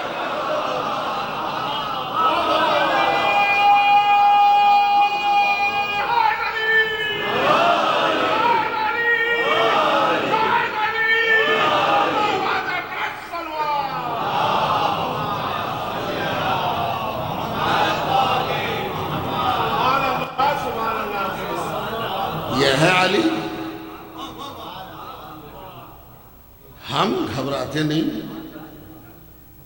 لیکن دنیا ہے عزیزان گرامی، بس وقت کا تقاضا پورا، ایک گزارش ہے کہ تھوڑا سا اور سمٹائیں، آگے جگہ ہے، شاید بہت سے لوگ ابھی آئیں گے، اندر آ جائیں، تاکہ مسائل میں خلل پیدا نہ ہو۔ دنیا علی کے خلاف، آج پوری دنیا میں ہمارے آپ کے خلاف جو ہنگامہ ہے، کیوں ہے؟ دنیا کو ہماری دولت کا خطرہ نہیں ہے، ہمارے علم سے ڈر نہیں ہے، ہماری ثروت کا خوف نہیں ہے، دنیا اگر ڈرتی ہے تو صرف محبت علی سے ڈرتی ہے، اور دنیا کو معلوم ہونا چاہیے یہ علی کی محبت عطا پروردگار ہے۔ میں اپنی طرف سے ایک جملہ نہیں کہہ رہا ہوں، قرآن کی آیت، ذالک فضل اللہ یؤتیہ من یشاء، یہ محبت علی فضل الہی ہے، عطیہ پروردگار ہے، اللہ جس کو چاہتا ہے دیتا ہے، سب کو نہیں دیتا، جسے خدا چاہتا ہے دیتا ہے۔ تو بھیا یہ تو اللہ نے دی ہے تو ہم نے لیا ہے، یہ محبت علی ہم نے کہیں سے چرایا تھوڑی ہے، کسی سے چھینا تھوڑی ہے، اللہ نے دیا ہے، اور آپ تو خالص توحید کے قائل ہیں، آپ تو صرف اللہ اللہ کہتے ہیں، آپ کو تو خانہ کعبہ کا پردہ پکڑ کے اعتراض کرنا چاہیے اللہ سے، لیکن تقسیم پروردگار بے شک، بھئی جھگڑا ہم سے کیوں کر رہے ہیں؟ لڑنے کا شوق ہے تو اللہ سے لڑو، جس نے تم کو نہیں دیا ہم کو دیا، لڑنے کا زیادہ شوق ہے تو ہم سے مت لڑے، دنیا اللہ سے لڑے، جس نے آپ کو محروم رکھا ہم کو عطا کیا، لیکن مسئلہ یہ ہے کہ اس سے لڑنے کے لیے دنیا سے جانا پڑے گا، دنیا سے جانا پڑے اور آپ دنیا چھوڑنے کے لیے تیار نہیں ہیں، لیکن آپ ہم سے کہیے دنیا چھوڑنے کے لیے 1 سیکنڈ میں تیار ہو جائیں گے۔ کیوں دنیا چھوڑنے کے لیے ہم راضی ہو جائیں گے؟ اس لیے کہ جس دن ہم اس دنیا سے جائیں گے آخرت کے لیے، ہمارا سفر پہلا زینہ جو ہوگا دنیا، وہیں سے اہل بیت کا دیدار شروع ہو جاتا ہے، وہیں سے اہل بیت کا دیدار شروع ہوتا ہے۔ حالت احتضار جاکنی کا عالم جو ہوتا ہے، ملک الموت بعد میں آتا ہے، علی پہلے آتے ہیں۔ خود مولا نے فرمایا یا حار حمدان من یمت یرنی، اے حارث حمدانی جو بھی مرتا ہے وہ مجھے دیکھتا ہے۔ مومن اس دنیا سے جاتا ہے تو مسکراتا ہوا جاتا ہے، کافر و دشمن جاتا ہے تو کف افسوس ملتا ہوا جاتا ہے۔ کاش ان کا دامن تھام لیا ہوتا، کاش ان کی محبت دل میں بسال ہوتی، کاش ان سے وابستہ ہو گئے ہوتے۔ اب کاش کاش کہنے سے کوئی فائدہ نہیں۔ علی کی محبت، علی کے دامن سے وابستہ ہو جائے دنیا۔ لیکن عزیزو، دنیا علی سے نہ مقابلہ کر پائی تو علی کے اولاد سے انتقام لیا، علی کے اولاد سے انتقام لیا۔ دنیا ہم سے کہتی ہے آپ امت کا ساتھ نہیں دیتے، ہم اس امت پہ کیا بھروسہ کریں جو چند پیسوں کے خاطر بک جائے، رسول کے نواسے کو قتل ہوتا ہوا اپنی آنکھوں سے دیکھے، اس امت پر کیا بھروسہ کریں؟ عزیزو، ایک جملہ کہہ کے مصائب شروع کر رہا ہوں۔ اگر امام حسین کا قتل امت کے ظالم ہونے کی دلیل ہے تو جناب زینب کی اسیری امت کے بے غیرت ہونے کی دلیل ہے، امت کے بے غیرت ہونے کی دلیل ہے۔ وہ حسین جسے تڑپا تڑپا کے مارا، وہ حسین جسے رلا رلا کے مارا، وہ حسین جسے 3 دن کا بھوکا اور پیاسا کربلا کے میدان میں تحقیق کیا۔ آپ کی آواز گریہ بلند ہے، حکم ہوا ہے کہ امام حسین کے مصاحب پڑھے جائیں۔ ابھی تابوت برآمد ہوگا، شبیہ لاش امام حسین برآمد ہوگا، آپ دیدار کریں گے۔ بس عزیزو، ایک جملہ کہتا ہوں کہ جب سب مارے گئے کوئی نہ بچا، اکیلا فاطمہ کا لال سر جھکائے ہوئے در خیمہ پر آیا رخصت آخر کے لیے۔ کربلا کی تمام مصیبتیں ایک طرف، بڑی پوری ذمہ داری کے ساتھ یہ جملہ عرض کر رہا ہوں، قدر کریں گے آپ۔ امام حسین کے تمام مصیبتوں میں سب سے عظیم ترین مصیبت ہے بیویوں سے رخصت ہونا۔ اتنی دردناک مصیبت ہے کہ کوئی ذاکر پڑھ نہیں سکتا۔ لیکن عزیزو، میرے پاس الفاظ نہیں کہ ان منظر کو میں آپ کے سامنے پیش کروں۔ میں اتنا سنیے کہ فاطمہ کا لال جب یکا و تنہا بچا ہے تو در خیمہ پر سر جھکا کے کھڑا ہو گیا۔ سنو گے عزیزو حالت کیا ہے؟ امام حسین رخصت آخر کے لیے آئے تو امام کی حالت کیا تھی؟ پیراہن پر علی اکبر کا خون لگا تھا، چہرے انور پر علی اصغر کا خون ہے، بال بکھرے ہوئے ہیں، ہاتھوں میں حسین کے ہاتھوں میں علی اصغر کے قبر کی تازہ مٹی ہے۔ اس عالم میں سر جھکا کے فرمایا یا زینب یا ام کلثوم یا فضت یا رقیہ علیکن من السلام، اے بیویو تم سب پر حسین کا آخری سلام۔ روایت کہتی جیسے یہ آواز خیمے میں پہنچی ہے، علی کی بیٹی تڑپ گئی، زینب قرآن آ کے بھائی سے لپٹ گئی، بھیا میں تمہیں مرنے کی اجازت نہ دوں گی، اے میرے ماں جائے میں تمہیں میدان میں جانے کی رضا نہ دوں گی۔ زینب پچھاڑے کھا رہی ہیں۔ اللہ اکبر۔ روایت کہتی ہے امام حسین نے محسوس کیا زینب سے ودا ہونا مشکل ہے، لہذا انگشت شہادت سے قلب مطہر جناب زینب کی طرف اشارہ کر کے فرمایا پروردگار زینب کو میرے غم میں صبر دے دے۔ جیسے یہ کلمات زبان پہ آئے شہزادی کو قرار آیا بھیا میں تمہیں اجازت دیتی ہوں لیکن میرے ماں جائے تھوڑی دیر کے لیے خیمے کے اندر آ جاؤ، سیدانیاں رخصت کرنا چاہتی ہیں۔ امام حسین نے سوال فرمایا زینب یہ بیویاں کیسے رخصت کریں گی؟ کہا بھیا کچھ نہیں، تھوڑی دیر کے لیے خیمے میں آ جاؤ، ساری بیویاں حلقہ بنا کے کھڑی ہو جائیں گی، آپ کو غور سے دیکھنا چاہتی ہے۔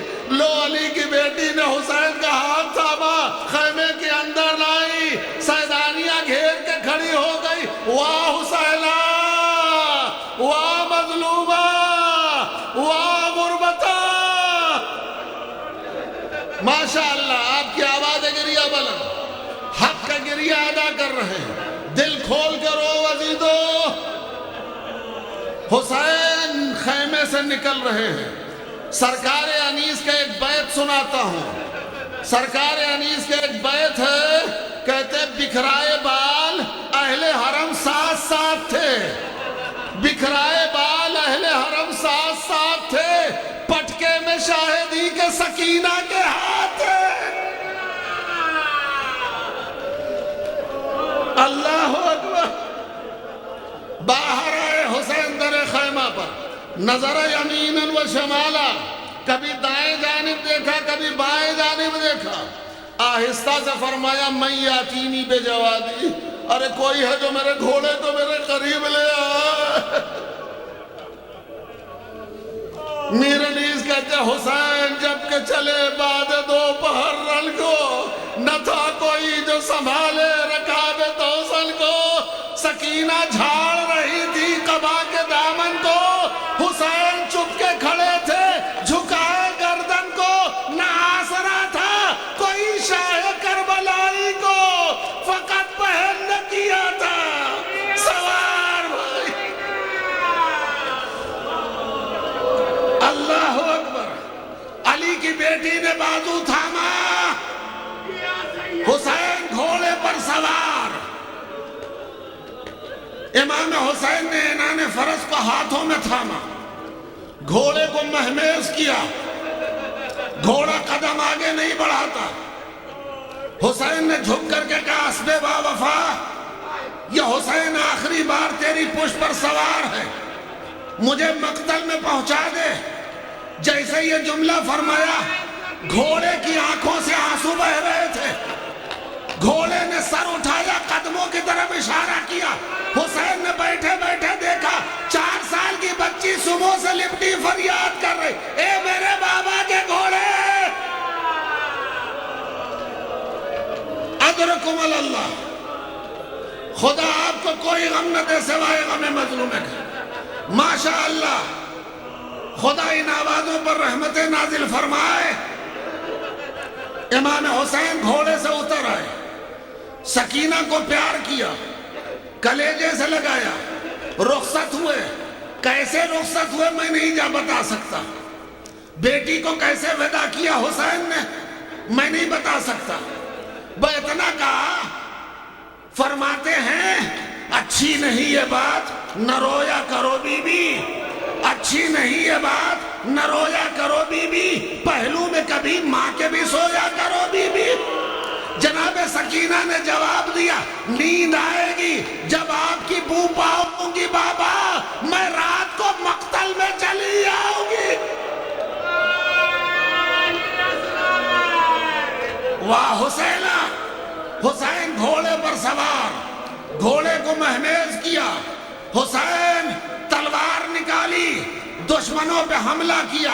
روایت کہتی ہے امام حسین نے جب حملہ کیا ہے تو دشمن کی فوج کوفے کی دیوار سے ٹکرا رہی تھی، چاروں طرف سے آواز آ رہی تھی حسین پناہ دے دو، حسین معاف کر دو، حسین دہائی ہے۔ حسین نے گھوڑے کی لگام روکی، تمہیں پناہ نہ دوں گا، تم نے میرے عباس کو مارا، تم نے میرے قاسم کو مارا، تم نے میرے اکبر کو مارا، تم اتنے بڑے ظالم، 6 مہینے کا علی اصغر، اس پر بھی رحم کیا. اللہ اکبر. روایت کہتی ہے ایک مرتبہ حسین دشمنوں پہ دوبارہ حملہ کیے. دشمنوں کی فوج نخیلہ تک پہنچایا, مقام نخیلہ تک پہنچایا. لڑتے ہوئے حسین کا گھوڑا فرات کے کنارے سے گزرا. جب فرات کے کنارے سے گزرا, حسین گھوڑے پر اونچے ہو کر کے ایک مرتبہ دیکھا, آواز دی, بھیا عباس, عباس اپنے پیاسے بھائی کی جنگ دیکھو. اللہ اکبر. حسین پسر ساتھ کہتا, حسین کو گھیر کے مارو. چاروں طرف سے ظالموں نے گھیرا, بیچ میں فاطمہ کا لال. نیزے چلے, تلوار چلی, پتھر چلے, تیر پر سے حسین پشت فرس پر ڈگمگانے لگے. حسین پشت فرس پر ڈگمگانے لگے. آہستہ سے زمین کربلا پہ آئے. سنو عزیزو, حسین جب زمین کربلا پہ آئے, حسین کا ذوالجناح, حسین کا گھوڑا, حسین کا رہوار, حسین کا طواف کر رہا تھا. دشمن قریب آتا تھا, دانتیں کاٹتا تھا, ٹاپے مار کے بھگاتا تھا. جب دشمنوں کو دور بھگایا, ایک مرتبہ گھوڑا قریب آیا, اپنے دانتوں میں لجام کو پکڑ کے حسین کے ہاتھوں پہ دینا شروع کیا. شاید گھوڑے کی منشا ہو, اگر مولا سوار ہو جائیں تو انہیں زینب کے پاس پہنچا دو.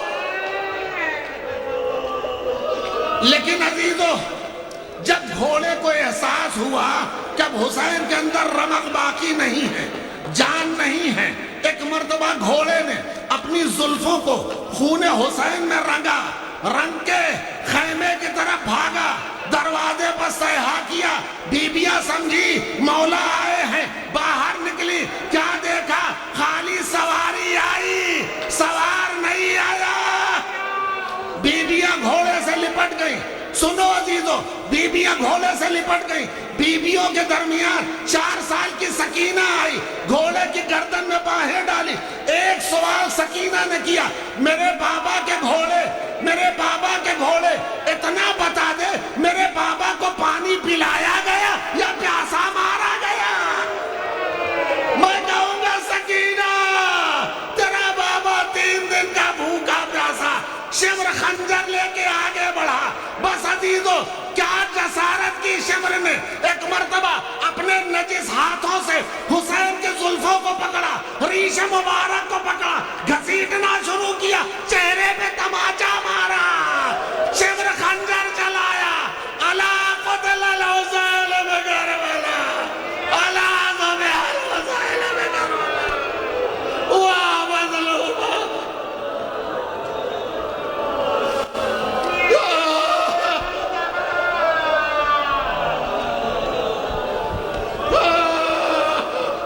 رن کو جاتے ہوئے سر جھکائے ہوئے, رن کو جاتے ہوئے سر جھکائے ہوئے, شہ نے رو کر کہا الوداع الوداع الوداع الوداع. آیا وقت سفر بہن آج تم, آیا وقت سفر بہن آج ہم ہو رہے ہیں جدا. الوداع الوداع الوداع الوداع.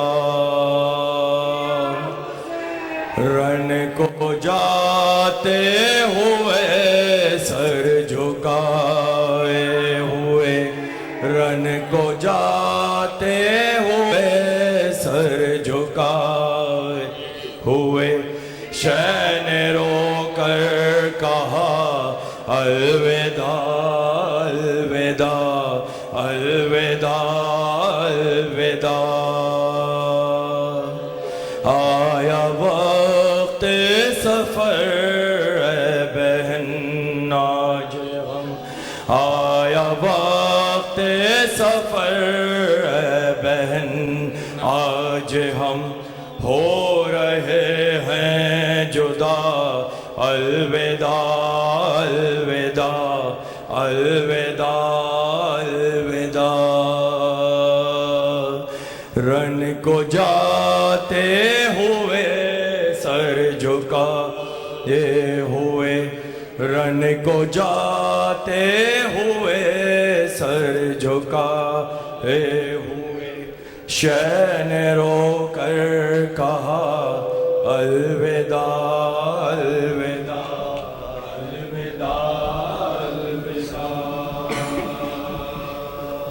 آیا وقت سفر بہن آج ہم، آیا وقت سفر بہن آج ہم ہو رہے ہیں جدا، الوداع الوداع الوداع الوداع۔ شاہ بڑھ کر بہن کے گلے لگ گئے اور دکھیا بہن سے یہ کہنے لگے، رو کے کہنے لگے، میری مظلوم پیاسی مسافر بہن، میری مظلوم پیاسی مسافر بہن، تیرا حافظ خدا الوداع الوداع الوداع الوداع۔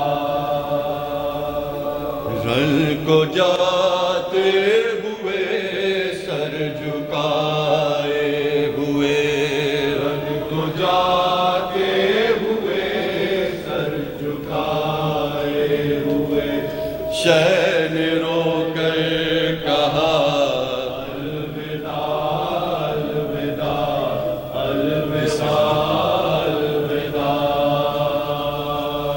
جس سے ڈرتی تھی تم وہ گھڑی آ گئی، دیکھو چاروں طرف تیرگی چھا گئی، تیرگی چھا گئی۔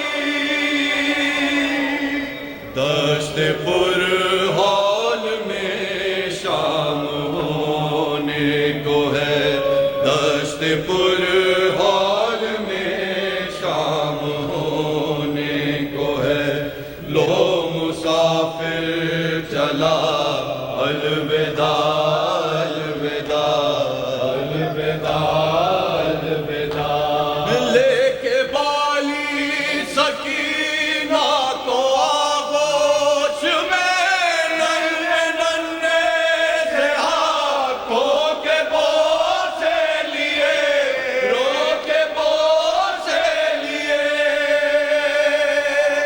شہن حسرت سے بیٹی کو تکتے ہوئے، شہن حسرت سے بیٹی کو تکتے ہوئے، آہ بھر کر کہا الوداع الوداع الوداع الوداع۔ بولا بیمار بیٹے سے آقا میرا آئے گا، بیٹا بابا تیرا، بیٹا بابا تیرا۔ موت کی آہٹیں تیز ہونے لگی، موت کی آہٹیں تیز ہونے لگی، آ رہی ہے صدا الوداع الوداع الوداع الوداع۔ آیا خیمے سے باہر جو مولا میرا، بھائی بیٹا بھتیجا کوئی بھی نہ تھا، ہے کوئی بھی نہ تھا۔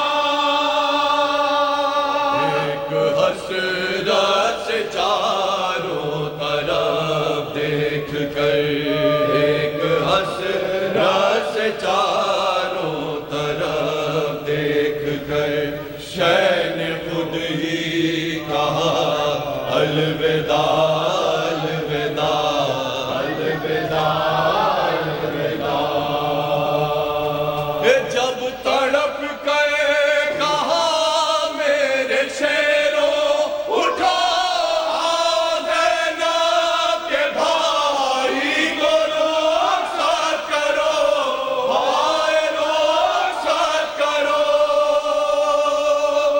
ایک ایک لاش بے سر سے آئی صدا، ایک ایک لاش بے سر سے آئی صدا، اے شہ کربلا الوداع الوداع الوداع الوداع۔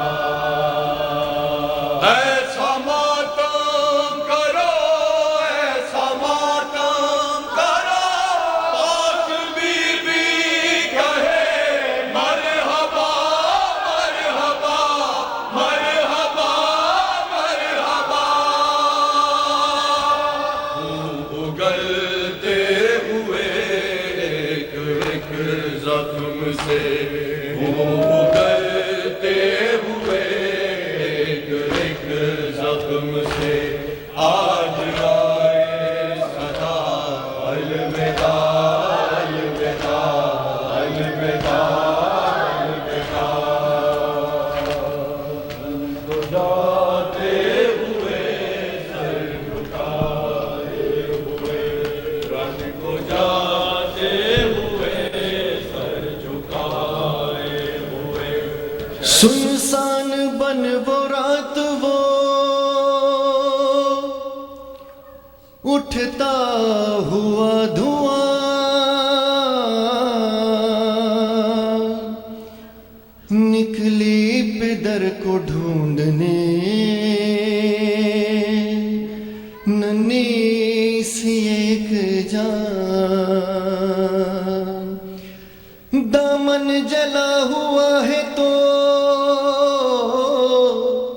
کانوں سے خون رواں، تھے نیلے دونوں گال،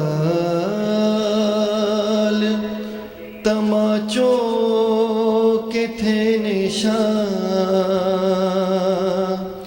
ٹوٹا ہے کم سنی میں مصائب کا آسمان، کھاتی ہوئی وہ ٹھوکریں لاشوں کے درمیان، کہتی تھی بابا جان بتا دو کہ ہو کہاں، ایک لاش بول اٹھی میری بیٹی ہوں میں یہاں، ارے سن کر اسی صدا کے سہارے پہنچ گئی، روتی ہوئی نشیب میں دکھیا پہنچ گئی، بے سر جو اپنے باپ کو دیکھا نشیب میں، روئی بہت یتیم سکینہ نشے میں، بے سر جو اپنے باپ کو دیکھا نشیب میں، روئی بہت یتیم سکینہ نشے میں، مقتل میں لاش باپ کی جب سر کٹی ملی، تھی عمر 4 سال کے بچی تڑپ گئی، بیٹی جب اپنے باپ کو پہچان نہ سکی، آواز یہ ابا کی سکینہ نے روک دی، لاشا غریب باپ کا بولا نشیب میں، روئی بہت یتیم سکینہ نشے میں، لکھا ہے راویوں نے وہ منظر بڑا عجیب، جنگل وہ کالی رات وہ غربت وہ غم نصیب، آواز سن کے باپ کی پہنچی ہے جب قریب، حالت پدر کی دیکھ کے روئی بہت غریب، بیٹی کے ساتھ باپ بھی رویا نشیب میں،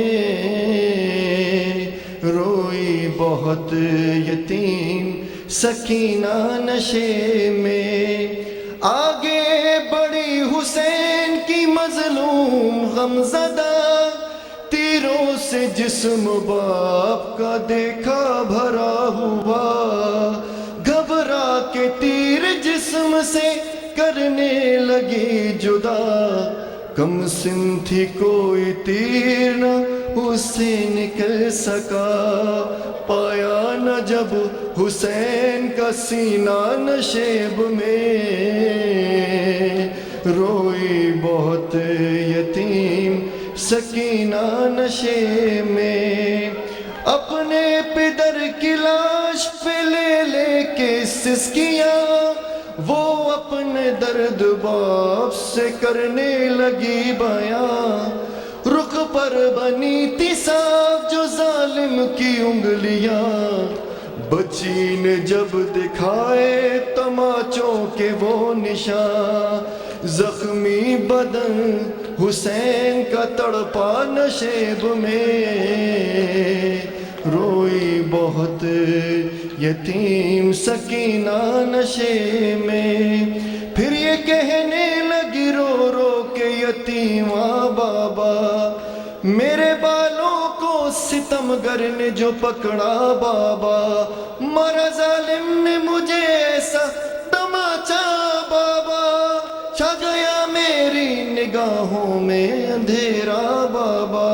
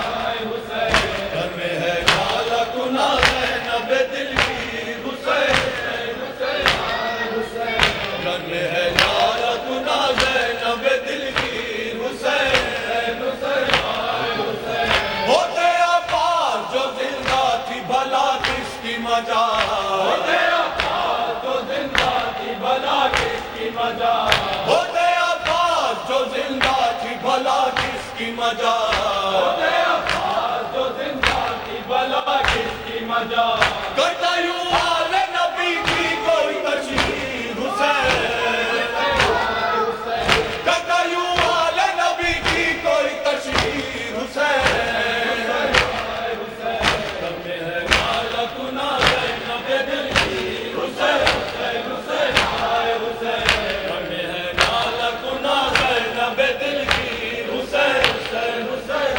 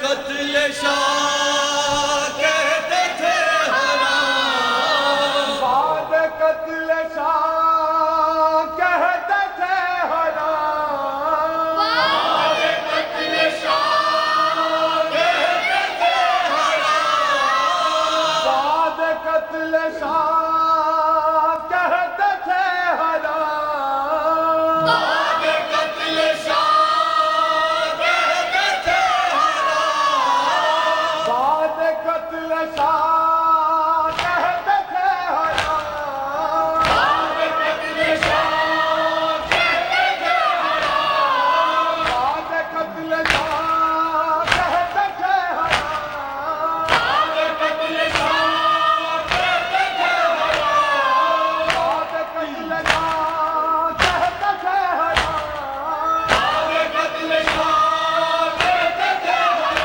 حرام، بعد قتل شاہ کہتے تھے حرام، بعد قتل شاہ کہتے تھے